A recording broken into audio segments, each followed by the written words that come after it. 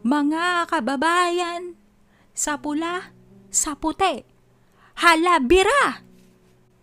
Nakakalokong sigaw ni pangalawa habang panay ang malalaking pag-igpaw ni Bantam sa kodayon na panay lang ang iwas. Hindi piniling salubungin siya sa ere.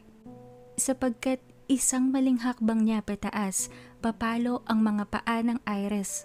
At kahit gumagaling siya agad sa mga sugat at pinsalang natatamo, napansin niyang mula pa sa myusa ng apoy, may naiiwang sakit at kirot pa rin ang mga nakukuhang pinsala sa katawan.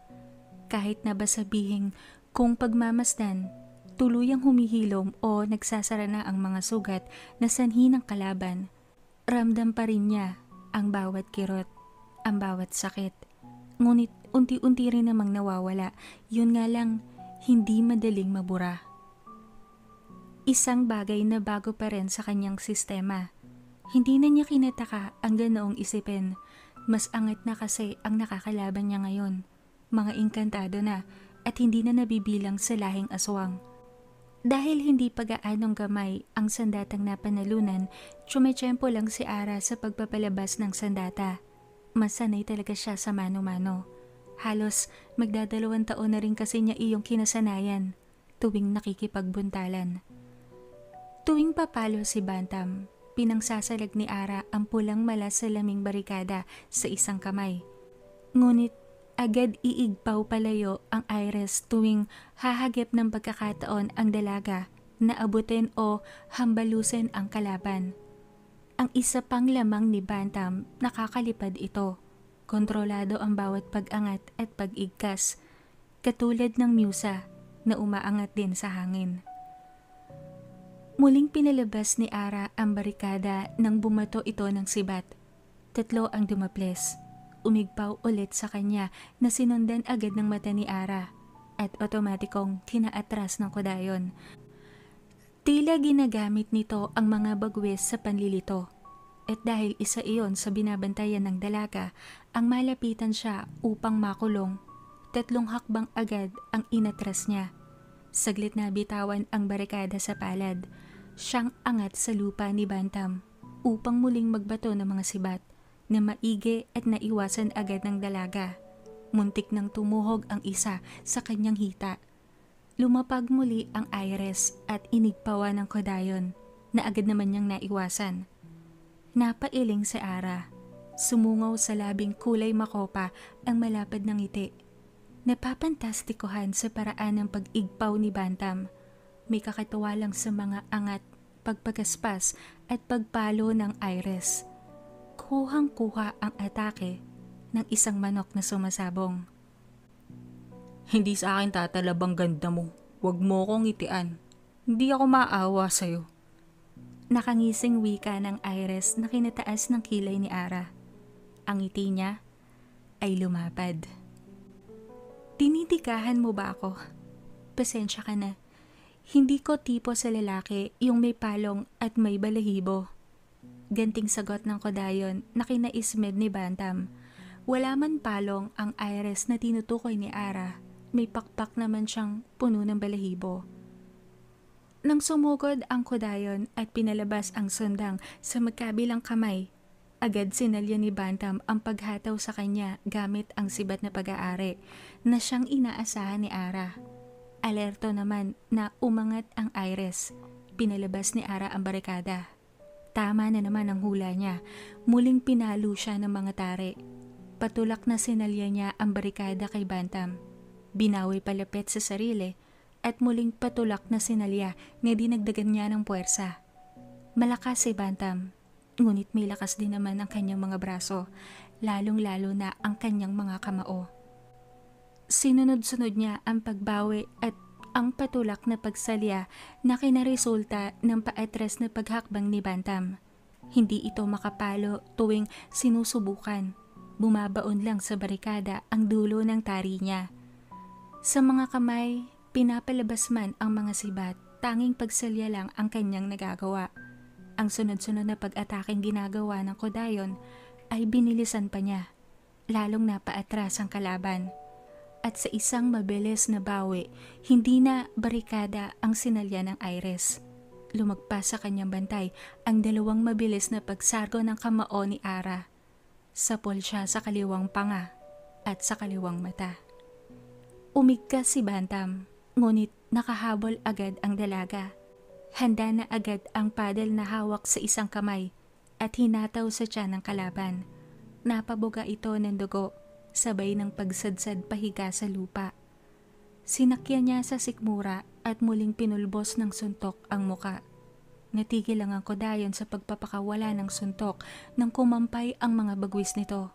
Patalo na umigkas palayo si Ara na maigi at agad niyang nagawa. Biglang nagdikit kasi ang mga pakpak. Akala mo ba ay isang patibong na pag nagalaw ay biglang kakagat agad? Dahil nabigo, pumagaspas ang mga bagwes. Hindi na ikagat ni Ara agad ang mga kuko upang makakapit sa lupa. Lumipad siya sa isang bahagi ng malawak na labanan. Pahigang sumadsad ang dalaga na agad hinamig ang sarili nang mabasa ng tubig. Isang singhap ang kanyang pinakawalan bago pinilig ang ulo. May kung ano sa malamig na tubig na tila nagpalambot sa kanyang kamalayan. Saglit niyang sinentro ang mga mata sa isang bahagi ng ring kung saan abot ng tanaw niya si Bantam na nakaangat pa sa ere. Saglit ng labo ang kanyang mata na sinundan niya ng pagkiskis ng braso sa mga talukap. Nais niya sanang umigkas sa ere ngunit pinili niyang ikagat ang mga kuko ng mga daliri sa paa. Isang mahinang hikab ang tumakas sa kanyang nakaawang na bibig na sinundan niya muli ng pagpilig ng ulo. Napaangat ang kanyang paningin nang umangat panglalo si Bantam sa taas, bumuelo at tila palasong bumulusok pababa. Hinintay ni Ara ang paglapag ni Bantam sa lupa. Biglang sumisipa ang hapo sa kanyang sistema. Tao pa rin naman siya kahit paano at kung susumahin, halos 2 araw at 2 gabi na rin siyang gising. Pinilig ng kodayon muli ang ulo ng voluntaryong mapapikit. Nauubos na ang kanyang lakas. Kailangan na niyang matulog o kahit umidlip man lang. Hindi siya robot. Hindi siya makina. Halos wala siyang pahinga simula pa nung unang laban nila ng Musa. Bago pa roon ang labanan nila Atlas at ng ilang manananggal. Wala sa sariling napahawak si Ara sa hitang gumaling na ang mga sugat. Sanhi ng paghataw ng tari ni Bantam. Sa sandaling iyon, napaisip ang dalaga. Naalala niya ang mga manok na alaga ng kanyang ama. Bakit ba hindi niya agad naisip?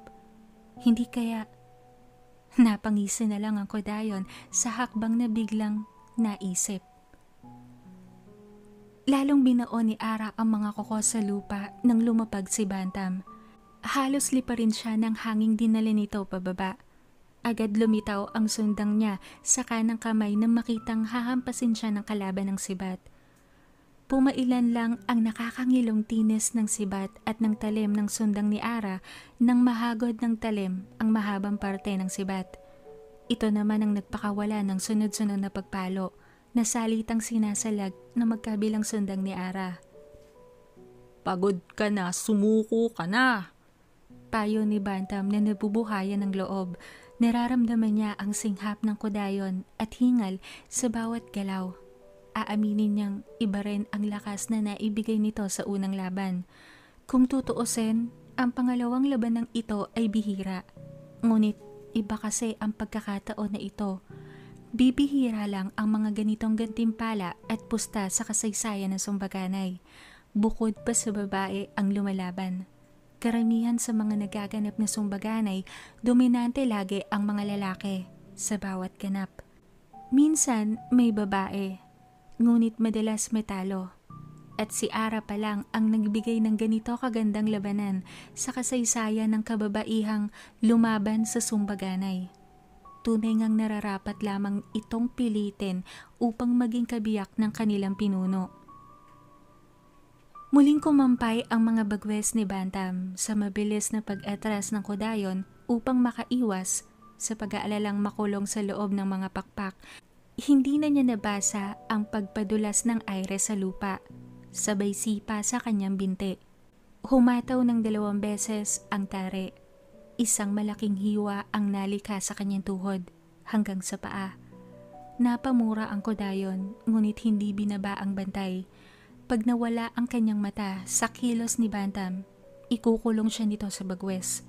Isang ikas paatras ang kanyang ginawa ngunit nabasa ni Bantam ang galaw niya.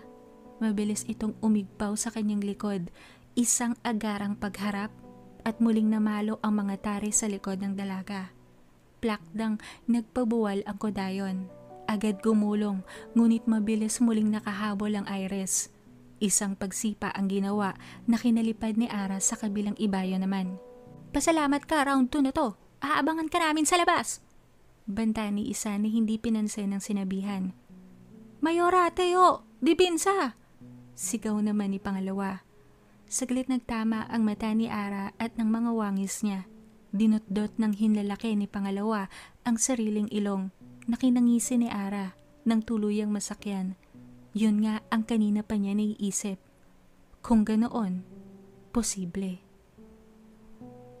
Naiiling na tumayo ang kodayon sa pagkakabagsak.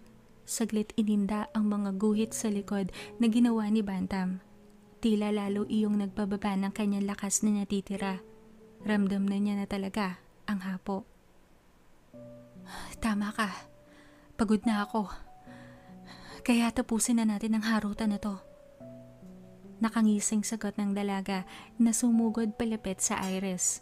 Lumabas sa palad ng kodayon ang sandatang mabilis na hinataw, ngunit nasalag agad ni Bantam ng sibat.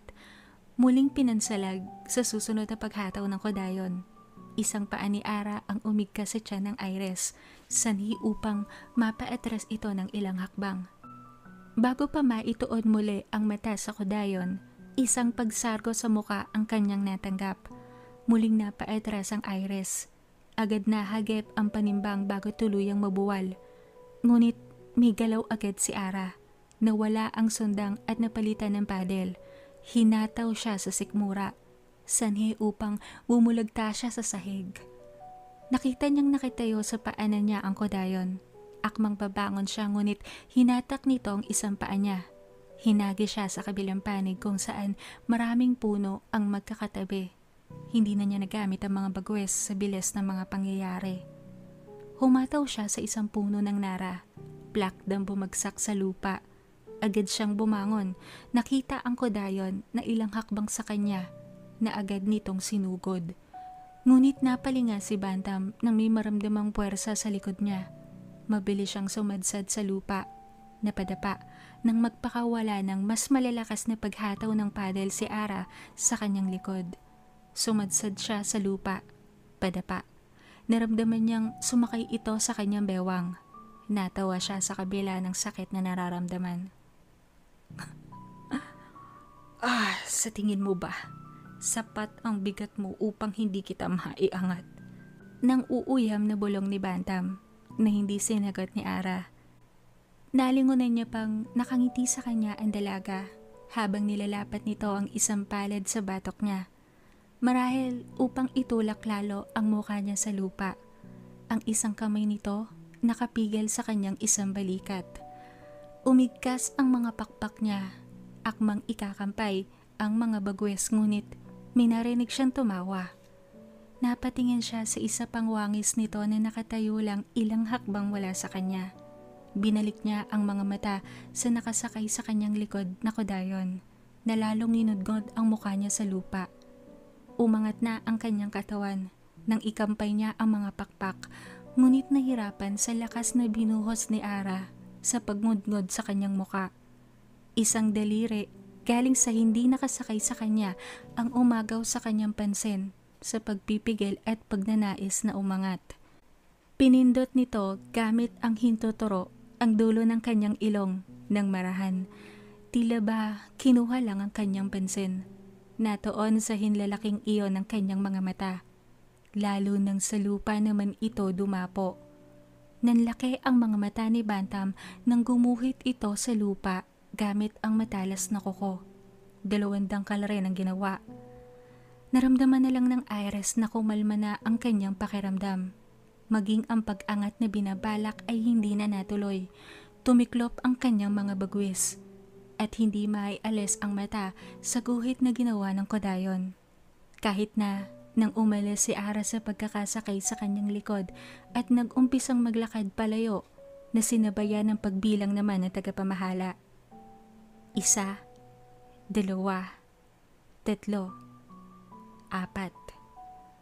5. Humagalpak ang dalawang wangis ni Ara na nanonood di kalayuan, tuluyang nawala ang wangis nitong gumawa ng guhit. Isang marahas na buntong hininga ang pinakawalan ng kodayon habang naglalakad palayo sa nakadapa pa ring si Bantam. Tila may dumaang anghel bukod sa dalawang wangis ni Ara na panay ang tawanan. Walang mga nanonood na nagsalita o nag-ingay kahit nang ideklara na si Ara na ang nanalo sa ikalawang labanan. Lahat nalilito. Pasalit-salit ang mata sa dalawang naglaban, lalo na sa Iris na tila na-estatwa sa pagkakadapa at wala nang kagalaw-galaw.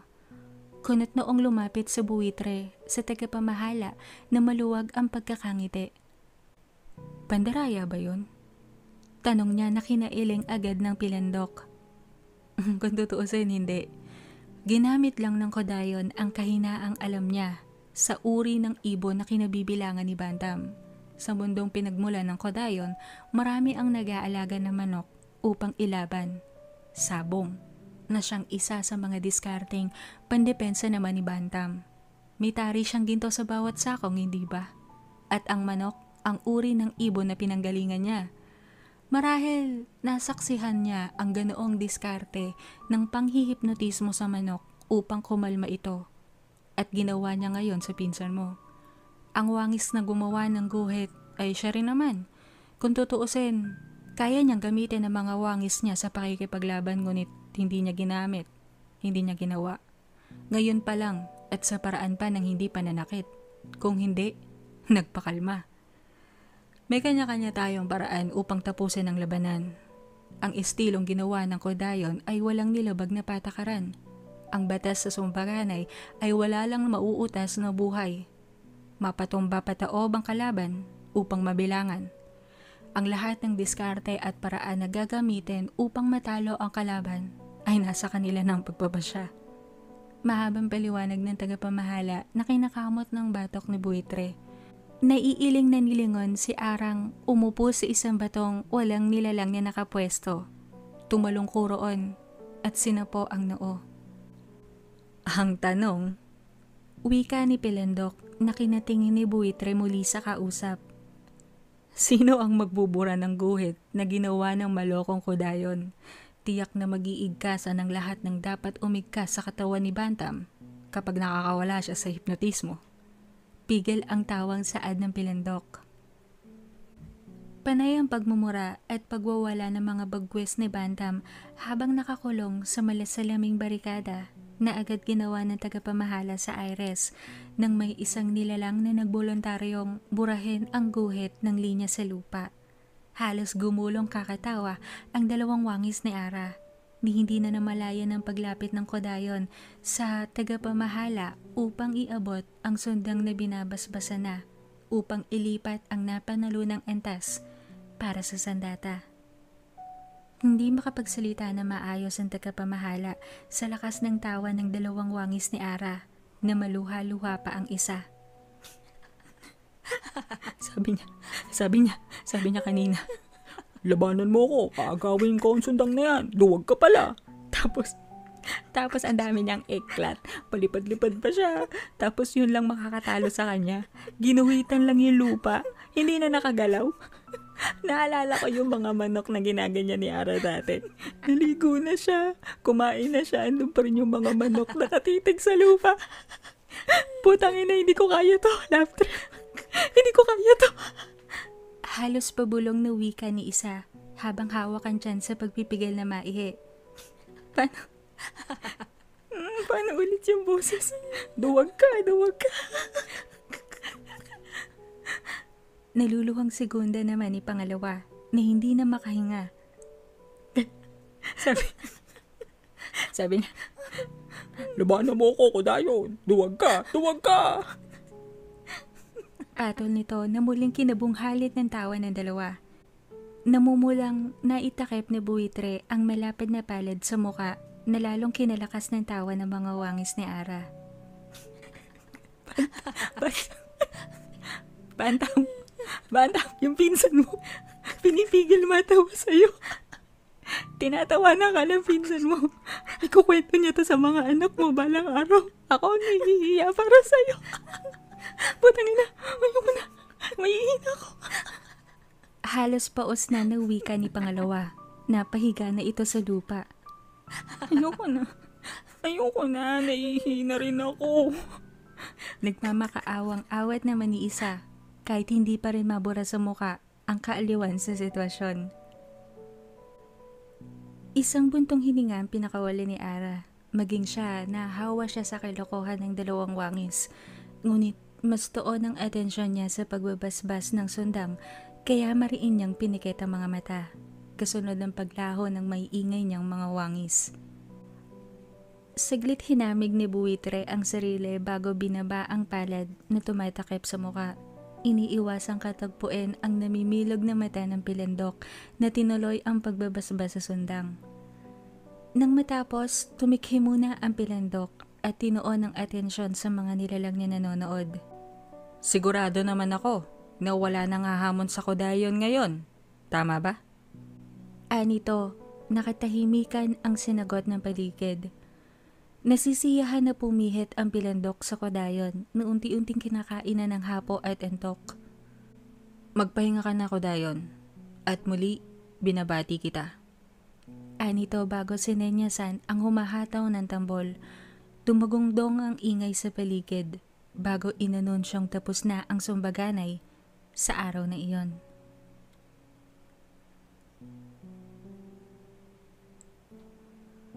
Unti-unting lumaganap ang dilim sa paligid. Nag-umpisang humuni ang panggabing mga ibon at insekto. Nauuna sa paglalakad ang Iris, ngunit nalilingunan niyang padarag na ang paglakad na ginagawa ni Ara. Bahagya na ring nakayuko ito. Hindi na nagulat si buwitre nang makitang tumungo sa isang lilim na puno na matayog si Ara. Sumalampak sa lupa at sinandal ang katawan sa puno. Pumikit. Hindi na kaya ng katawan ko. Pahinga muna tayo sandali. Awat ng kodayon sa mahaba-haba na rin nilang nilakad ng Iris mula nang lumisan sa lugar na ginanapan ng sumbaganay. Nagsaibon ang Iris at dumapo sa isang sanga. Hinayaan na bumawi ng tulog ang dalaga. Nang tuluyang marinig ang mahinang paghihilik ng kodayon, dalawang Iris ang tahimik na dumapo sa isang sanga na malapit kay buwitre, si Tariktek at si Bantam. Bagamat masama ang loob, nagboluntaryo ito na magbantay upang makapagpahinga na rin si buwitre na sinang-ayunan ng nakangiting lalaking Iris. Walang kibong umakyat ng ilang sanga si Tariktek. Nag-umpisang suyurin ng mata ang paligid. Katulad ni Bantam, nagbantay na rin. Maingat na dumapo si Tariktek sa lupa malapit sa kinahihimlayan na lugar ni Ara nang makaamoy ng samyo na pamilyar sa kanya. Tiningala niya si Bantam na nasa taas ng sanga. Tumango naman ito. Dumukot sa bulsa ng suot na damit ang babaeng Iris, tapos ay nilahad ang kamay at hinipan iyon. Sandali pa, may hamog na umikot sa paligid ng punong kinaroroonan ng apat. Saglit nagdilat ang mata ni buwitre. Nakita ang hamog na nakaikit sa paligid nila bago muling pinikit ang mga mata. Tinuloy ang pagtulog. Ilang sandali pa, may ilang mumunting nilalang ang lumitaw mula sa kawalan. May hinahanap na samyo, ngunit nang lumapit sa hamog ay tila nalilitong tumungo sa ibang direksyon, palayo sa kinaroroonan ng kodayon at ng tatlong Iris.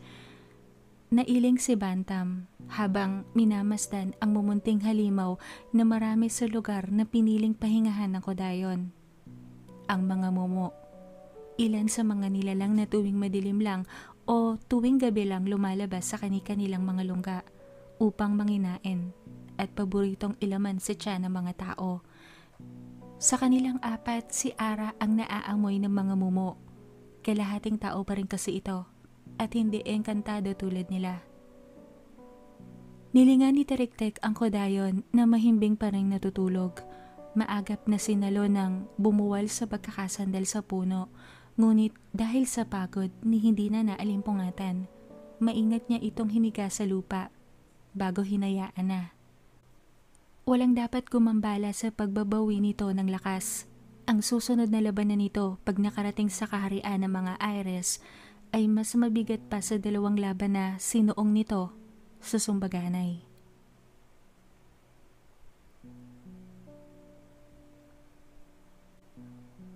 Napabalikwas ng bangon si Ara. Naigtad pa si Teriktek na nagbabalat ng mais. Umismed si Bantam na lumipad palayo.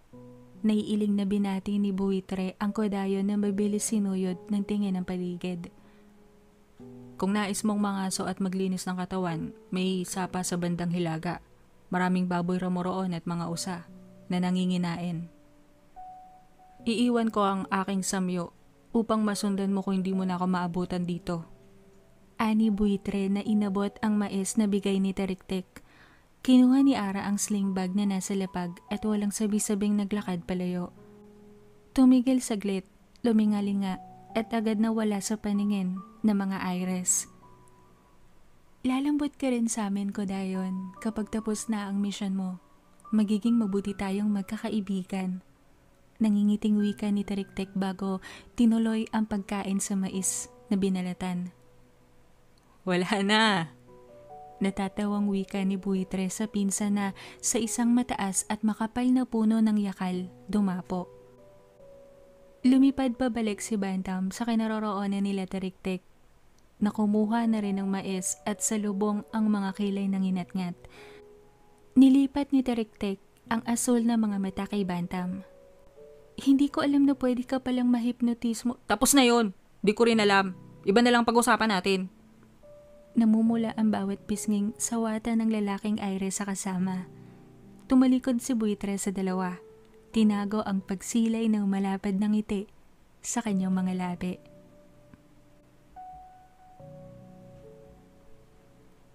Malayo pa sa bates na sinasabi ni Buitre, nakatsyempo agad ng 3 usa si Ara.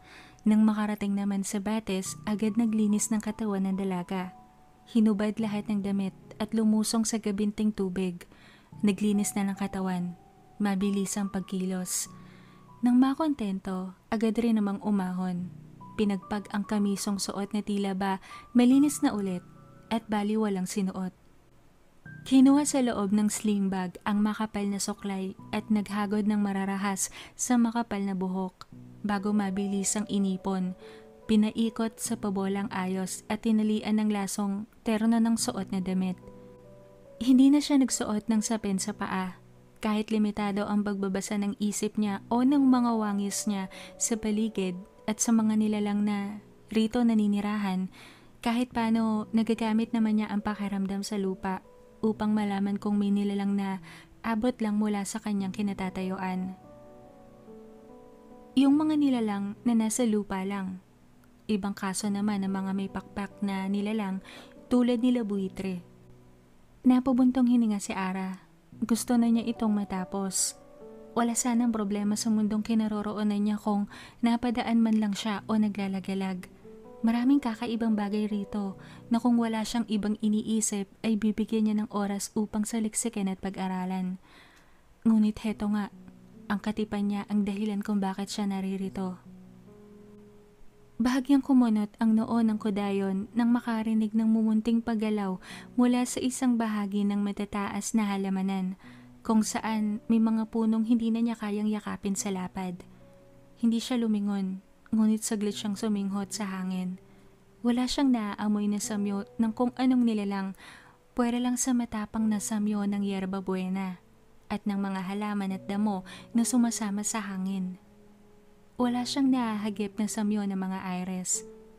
Saglit tumingala si Ara sa langit na may nakakasilaw na sikat ng araw.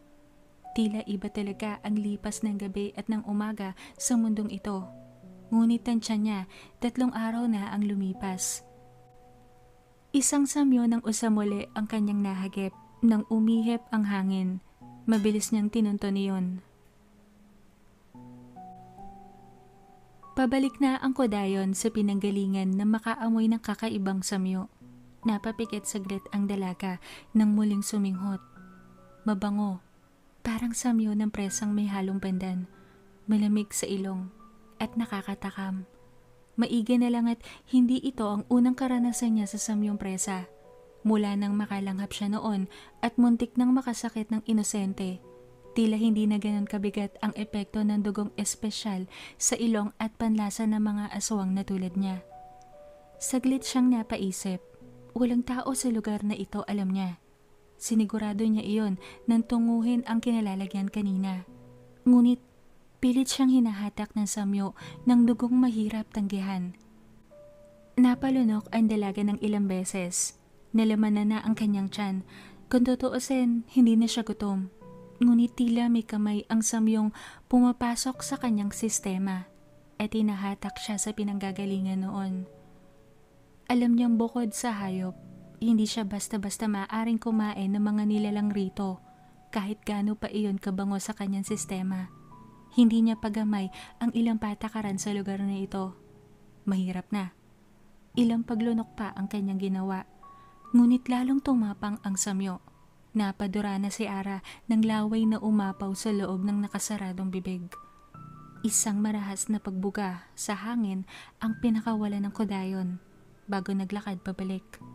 Tinunto ng pinanggalingan ng samyong tanging sa tao lamang matatagpuan.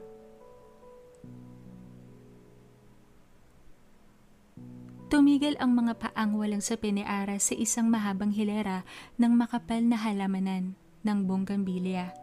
Iba't iba ang kulay ng malalaking bulaklak sa kanyang mundo. Hindi inaabot ng malapalad na laki ang mga bulaklak na iyon, ngunit sa dahon, sa tinik, sa paraan ng pag-usbong at pagpalibot paakyat sa batong pader, sigurado siyang bonggambilya ito. Malalaki lang talaga ang mga bulaklak.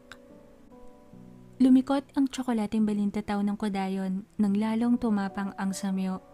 Kusang humakbang ang kanyang mga talampakan at dinala siya sa isang malaking bunganga ng yungib kung saan roon natatapos ang mabangong samyo. Tumapat siya sa bunganga ng yungib ngunit hindi nangahas na pumasok. Saglit inaninag ang loob. Madilim. Pinalinaw niya ang mga mata na nakakakita sa dilim sapagkat wala siyang maapuhap. Puro halaman lang ang nasa loob. Ginapangan rin ng bonggambilya ang itaas na bahagi ng yungib.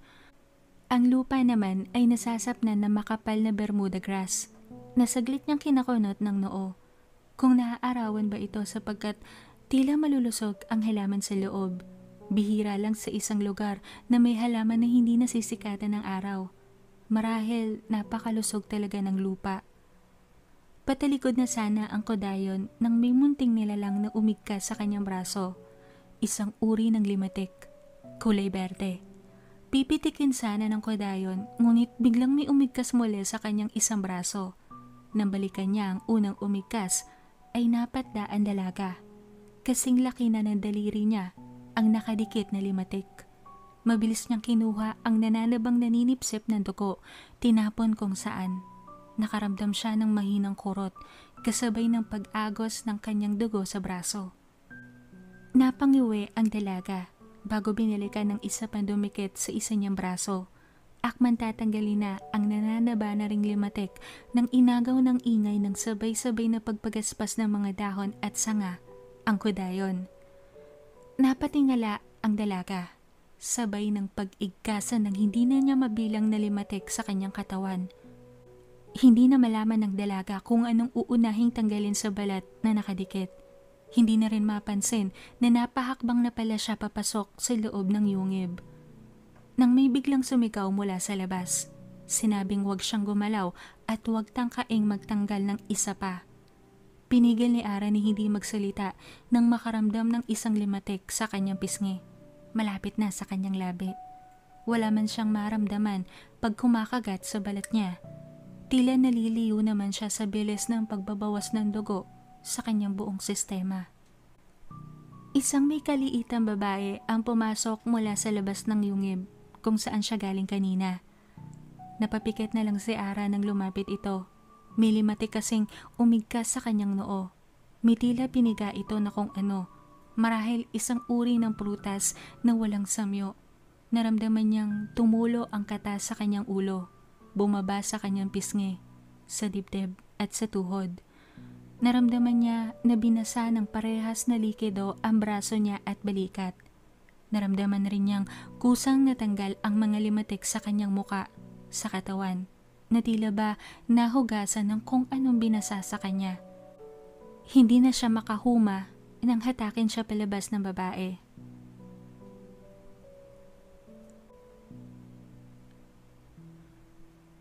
Ilang beses nilublob ni Ara ang muka sa tubig nang isang bukal ang pinagdalhan sa kanya ng babae. Tila kasi may madulas na parang sabon na nararamdaman siya sa katawan. Ano nga ulit yung nilagay mo sa katawan ko? Tanong ni Ara sa babaeng nakaupo sa isang batong naroroon at pinapanood siya sa kanyang ginagawa. Ayan ba? Ngarat-ngat. O sa mundo nyo, soap berries. Ito ang isa sa mga alternatibong sabon na bumubula na maaaring gamitin sa damit nung hindi pa gaanong marami ang binibentang sabon sa merkado. Anito na kinatingin ni Ara sa kanya habang binabanlawan pa rin ang sarili. Ngarat-ngat. Alam mo ang ilang lengguwahe na galing sa aming mundo? Tanong ni Ara. Oo, madalas akong dumalaw sa mundo nyo.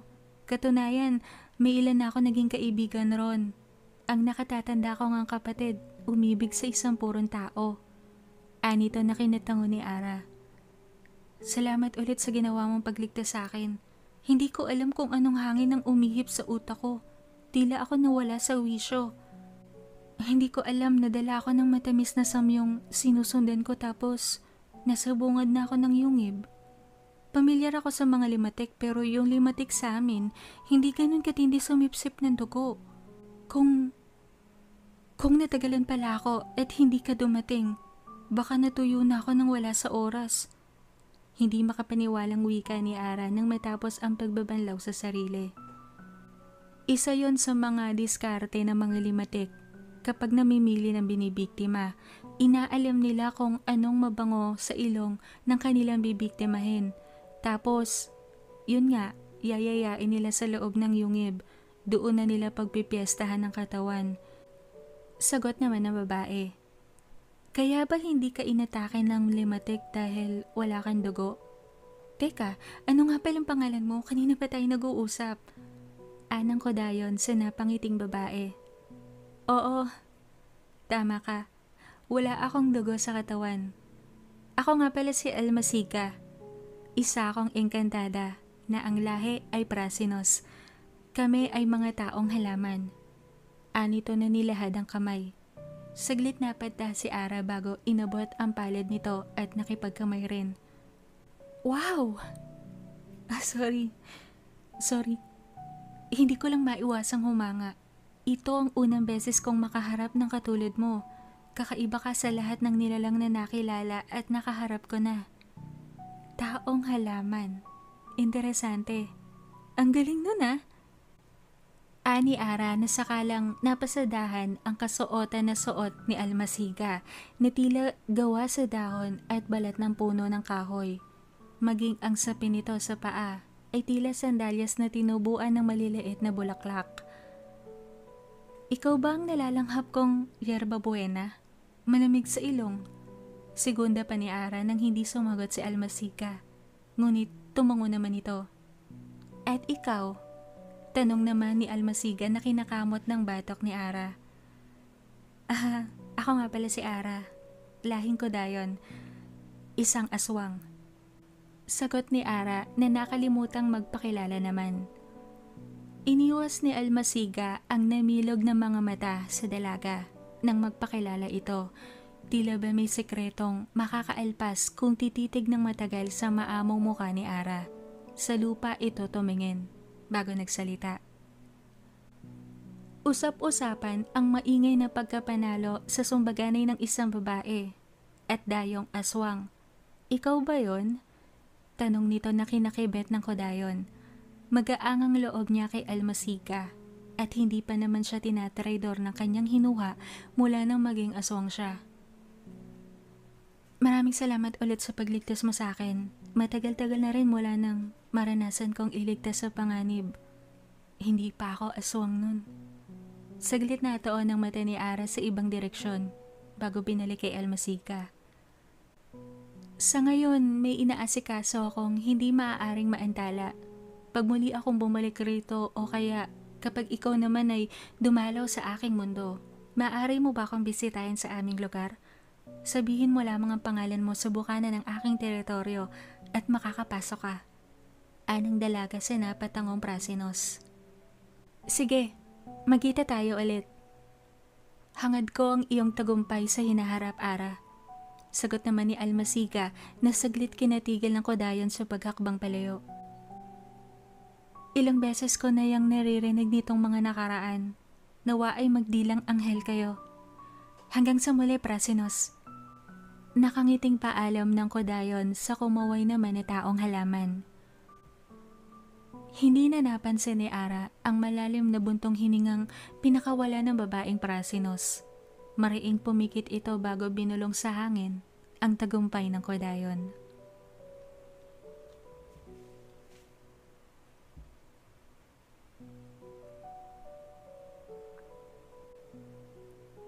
Sa punong pinagpahingahan ni Ara, naabutan pa niya ang tatlong iris. Halatang hinihintay siya. Muling umismed si Bantam ng daanan ni Ara at saglit tiningala sa punong kinauupuan nito bago sinaluwang ang maaliwalas na mukha ni Tiriktik. Tila may nararamdamang pagkapahiya sa una nilang pagkikita ng babaeng Iris, ginantihan ni Ara ang pagtango at tipid ng ngiti si Tiriktik nang malampasan ito. Parang pamilyar ang ganitong sitwasyon niya, alangan na ibigay ang tiwala at ilapit ang sarili sa mga estrangherong nakilala sa gitna ng paglalakbay.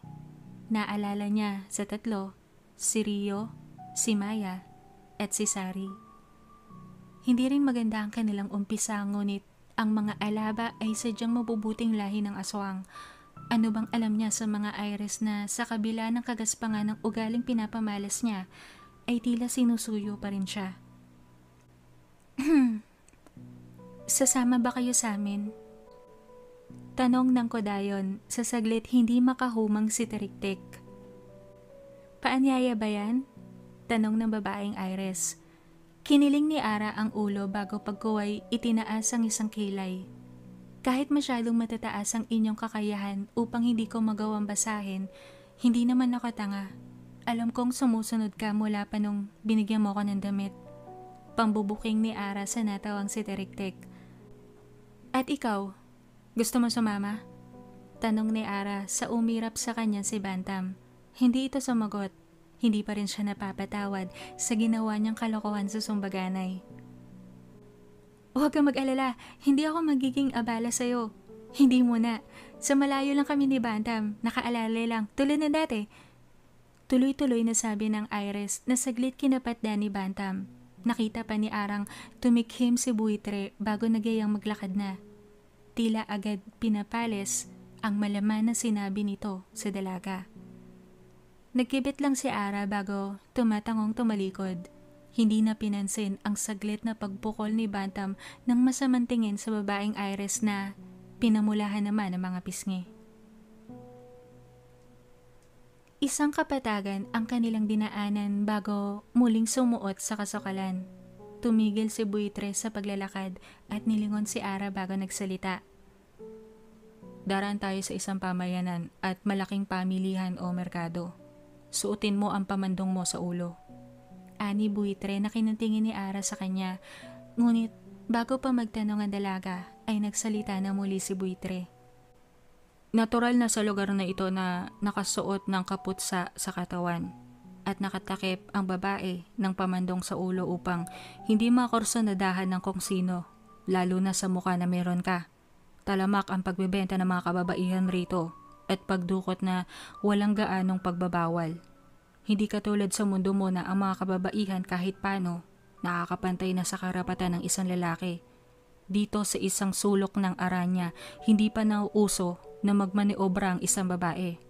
Pwera na lang sa ilang pinanganak na may gintong kutsara sa bibig. Mahabang paliwanag ng Iris na nagpakunot sa kodayon. Lumitaw sa katawan ni Ara ang pulang kaputsa na kung tawagin ni buitre. Ngunit sa mundo ng dalaga ay parang roba lamang na may mahabang hoodie. Napatingin si Ara sa tuhod na natakpan ng laylayan ng kaputsa. Sinuot na rin niya ang sapin sa paa dahil dadaan nga raw sila sa malaking merkado.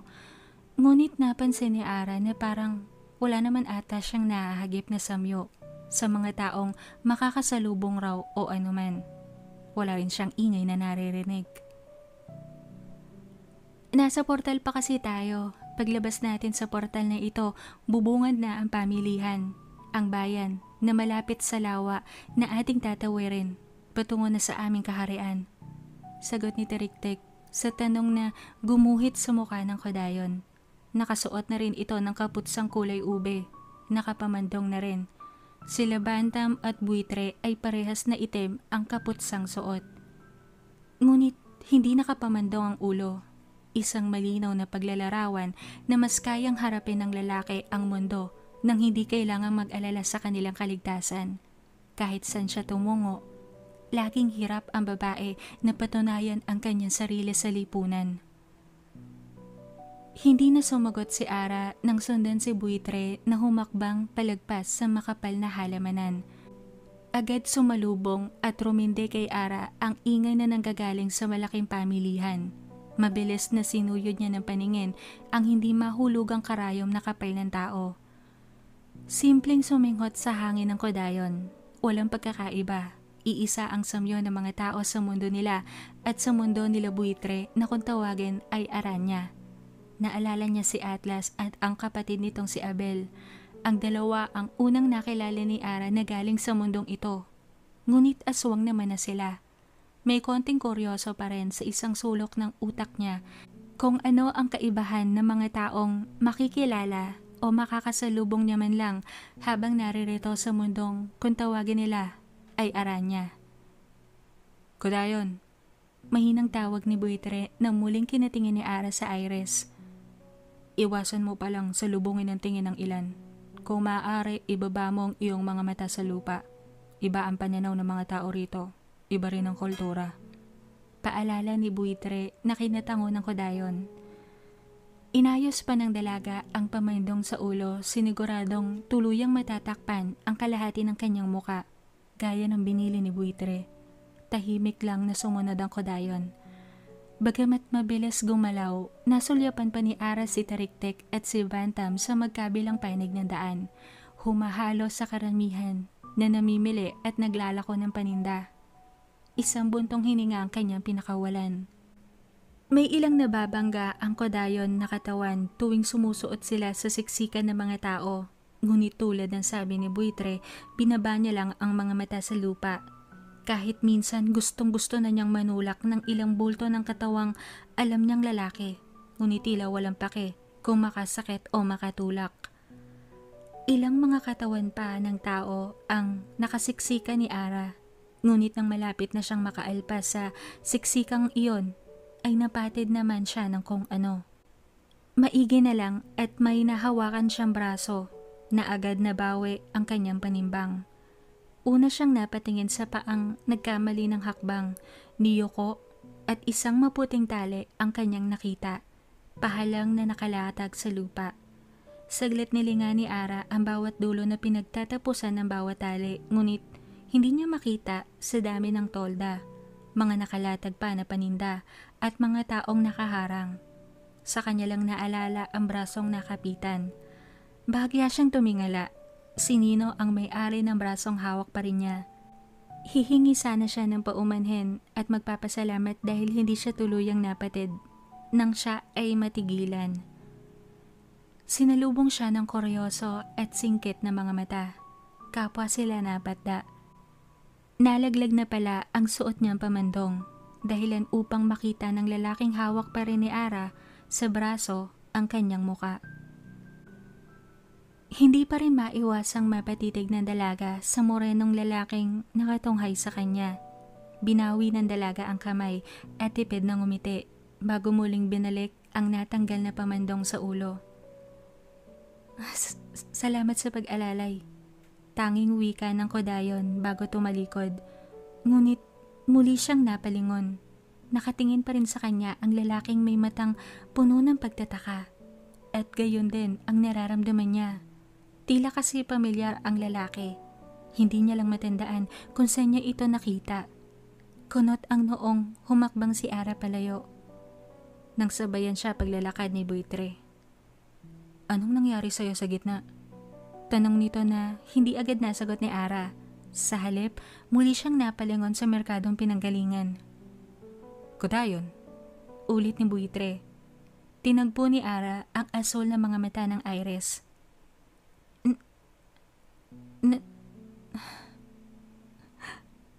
Napatid ako ng isang puting tali tapos parang may nakita akong pamilyar na mukha pero hindi ko malaman kung saan ko siya huling nakita. Ngunit hindi na importante yon.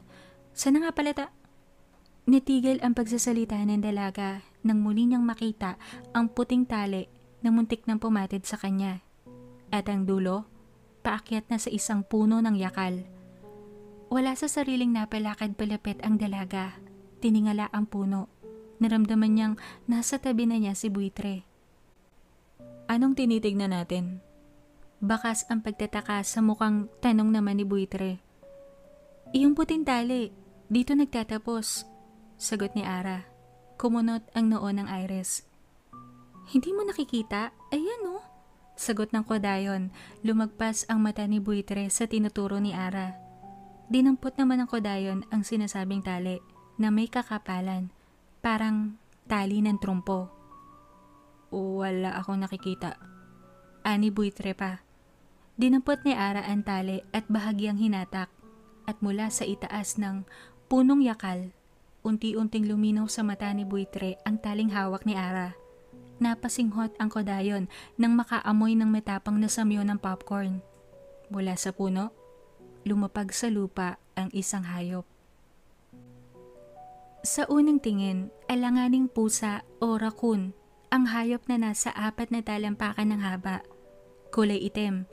Nang matitigan ng maayos ni Ara, napagtanto niyang isa itong binturong o bearcat. Pinatotohanan pa ang samyong nanggagaling rito. Amoy popcorn kasi talaga ang binturong. Tumitig ang itimang mga mata nito sa Kodayon na parang may malay sa paligid na mas malalim pa sa pananaw ng isang hayop. Napansin ni Ara na ang tali ay nakabuhol sa leeg nito. Ang ilang bahagi ng tali malapit sa leeg ay nagkukulay berdeng malabnaw. Parang kulay nana. May nasipat pa siyang ilang namuong kulay lupa at itim na nakakapit sa tali. Mga langib.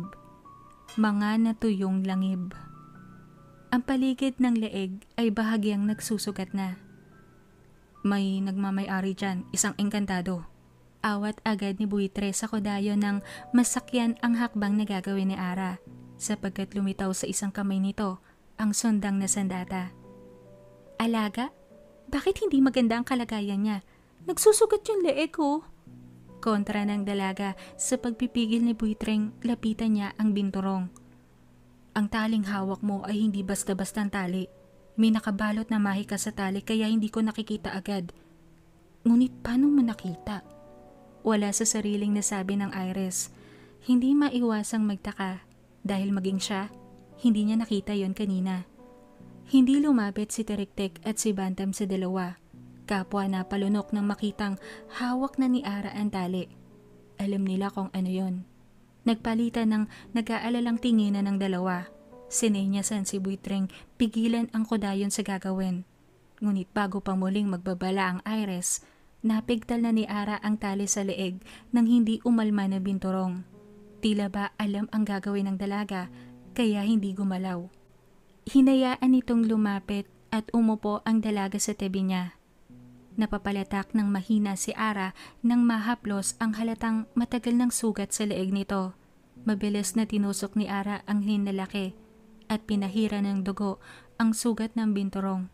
Himalang natuyo ang sugat. Unti-unti nang naghihilom. Nang ihagis ni Ara ang tali sa lupa at tumayo na sa pagkakaupo ang dalaga, ay saka lang gumalaw ang binturong. Agad itong nanakbo palayo. Ngunit saglit luminga sa dalagang sa kanya rin nakatingin bago sumuot sa ilang toldang magkakadikit. Nang tignan ni Ara ang iris, ay tila ito pinanawan ng kulay sa muka. Ngunit nang magtatanong naman ang dalaga, ay naglakad na lang ito palayo. Nilingon ni Ara ang dalawa na naglakad rin, hindi nagpahuli sa kanya na pagtitig. Siguro nga, mali ang ginawa niyang pakikialam sa hayop. Ngunit hindi ito masasabing alaga dahil halatang hindi ito nasa mabuting kalagayan. Hindi niya mabilang kung ilang hayop ang kanyang alaga sa kanyang lupain. Ngunit lahat iyon, hindi ganitong napapabayaan. Kung sino man ang may-ari ng binturong na iyon, wala itong karapatan na mag-alaga ng hayop. Katuwiran na pinanindigan ng dalaga sa sarili.